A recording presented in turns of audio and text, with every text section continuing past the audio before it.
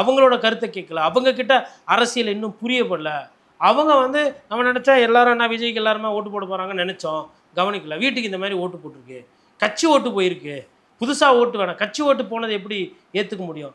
அதே இடத்துக்கு தான் மூர்த்தியும் வர்றாரு. ஏன்னா மூர்த்திக்குமே ஒரு சில பாகங்கள் ஒரு சில பூத்தில் இதுவரையிலும் அவ்வளோ கம்மியாக ஓட்டு விழுந்ததே கிடையாதான், அந்த மாதிரி போயிருக்கு. ஆனால் அந்த ஊருக்கு தான் பார்த்தா கல்யாணம், காது குத்துக்கு, மாரியம்மன் கோயிலுக்கு செலவுகள்லாம் சார் பயங்கரமாக வாரி அரைச்சிக்கிறாரு. இப்போ இனிமேல்ட்டு யாருன்னா போய் சார் கூழ் ஊற்றணும் அப்படின்னா யார் ஜெயிச்சாங்களோ குடிக்க வேணா வர ஊ அப்படின்னு சொல்லி அனுப்பி விடுவாங்க.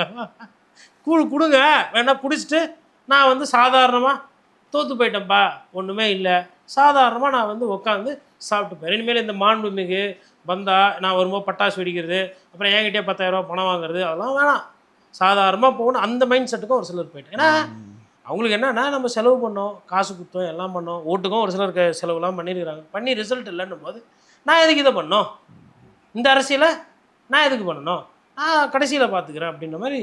ஆனால் கட்சியை ரியாக்டிவ் பண்ணுறதுக்கு உண்டான வேலைகள் வந்து திமுக பண்ணிகிட்டு இருக்கு.